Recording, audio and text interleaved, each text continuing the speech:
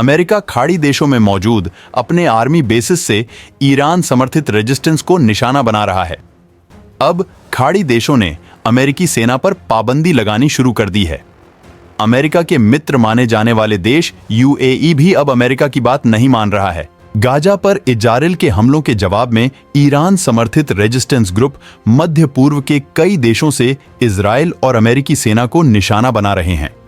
लाल सागर में Houthi, Lebanon से Hezbollah और इराक में इस्लामिक रेजिस्टेंस एक्टिव हैं। इन हमलों से निपटने के लिए पिछले महीने अमेरिका ने एक संयुक्त सेना बनाकर ईरान समर्थित रेजिस्टेंस संगठनों पर हमले शुरू किए हैं, जिसके बाद क्षेत्र में जंग फैलने का डर बना हुआ है।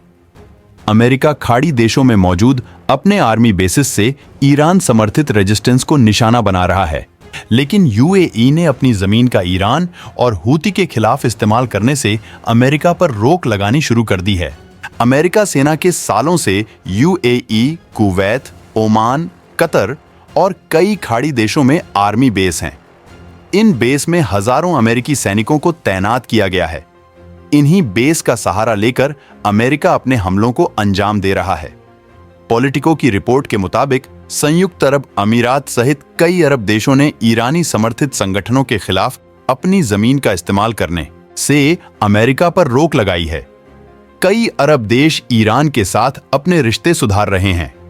ऐसे में अमेरिका का खुले तौर पर ईरान समर्थित संगठनों के खिलाफ साथ देना उनके इन प्रयासों पर पानी फेर सकता है। एक अमेरिकी अधिकारी ने नाम न बताने की शर्त पर पॉलिटिको को बताया कि जैसे जैसे गाजा में नागरिक की मौतों की तादाद बढ़ रही है, वैसे वैसे अरब देश अमेरिका को रेजिस्टेंस ग्रुप पर हमला करने के लिए अपनी जमीन के इस्तेमाल को सीमित कर रहे हैं। अरब देशों के ऊपर अंदरूनी दबाव भी बढ़ रहा है। अरब देशों की जनता इजराइल पर अरब देशों के सुस्त रुख को लेकर अपने नेताओं से दुखी है और अरब शासकों के खिलाफ छुटपुट आवाजें भी उठ रही हैं।